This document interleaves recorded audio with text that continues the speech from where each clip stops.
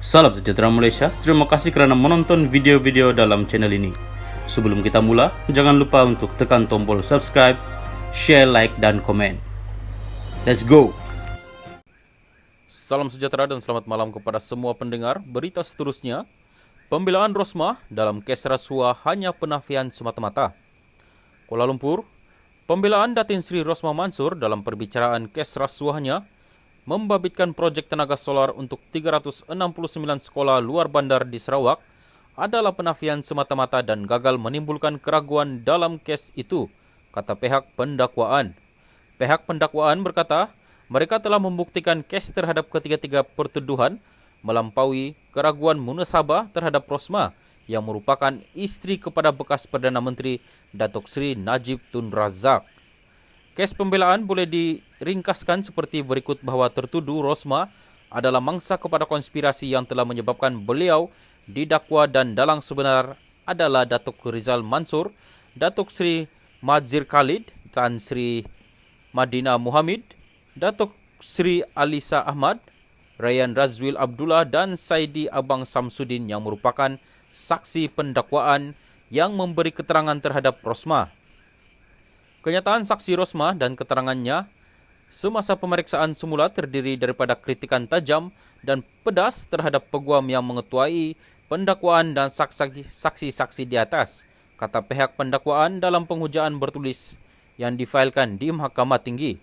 Ia seterusnya berkata, pembelaan tertuduh terhadap setiap pertuduhan adalah satu penafian semata-mata dan gagal menimbulkan keraguan munasabah terhadap kebenaran kes pendakwaan. Pihak pendakwaan berkata Rosmah telah menafikan mengarahkan bekas pembantunya Rizal untuk meminta rasuah itu dan persoalan kemudian timbul sama ada Rizal adalah seorang ahli politik yang berpengaruh untuk membuat tuntutan itu. Memandangkan kelebihan tertuduh dan berdasarkan fakta pengakuannya sendiri bahawa beliau tidur dengan PM, sangat mustahil Rizal membuat permintaan untuk dirinya sendiri. Tertuduh juga mencadangkan Rizal menggunakan namanya untuk meminta rasuah. Hakikat bahawa tertuduh menggunakan Rizal untuk meminta rasuah adalah konsisten dan modus operandinya, katanya. Dalam penghujaan di akhir kes pembelaan, pihak pendakwaan berkata tiada sebab untuk saksi utama Rayyan Razwil dan Saidi membuat kes terhadap tertuduh. Mengapa Rayyan Razwil, Saidi dan Rizal bersekongkol untuk mengenakan tertuduh? Tertuduh mendakwa kesemua saksi itu adalah pesalah dan untuk menyelamatkan diri atas kesalahan itu, mereka menunding jari kepadanya. Keseluruhannya, versi tertuduh dianggap tidak masuk akal. Bukti didedahkan selepas RM1.5 juta telah diambil dari bank dan diserahkan kepada tertuduh.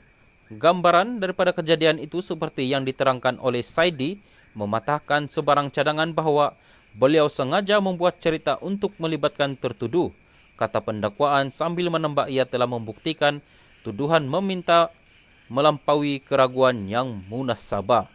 Pada 23 Februari lalu, pihak pembelaan menutup kes selepas memanggil dua saksi, Rosmah dan bekas pengarah bahagian First Lady of Malaysia FLOM, Datuk Seri Siti Aziza Sheikh Abod. Hakim Mahkamah Tinggi Mohammed Zaini Mazlan menetapkan 5 April untuk mendengar penghujaan lisan daripada pihak pendakwaan dan pembelaan. Pada 18 Februari tahun lepas, Rosmah, 70, diperintah membela diri atas 3 pertuduhan itu selepas pihak pendakwaan berjaya membuktikan kes prima facie terhadapnya. Beliau menghadapi satu pertuduhan meminta 187.5 juta ringgit dan 2 tuduhan menerima rasuah berjumlah RM6.5 juta ringgit daripada bekas pengarah urusan Jepak Holdings Saidi. Suapan itu didakwa diterima melalui Rizal sebagai upah membantu Jepak Holdings mendapatkan projek bersepadu sistem solar hybrid serta penyelenggaraan dan operasi genset atau diesel bagi 369 sekolah luar bandar di Sarawak bernilai RM1.25 bilion ringgit secara rundingan terus daripada Kementerian Pendidikan.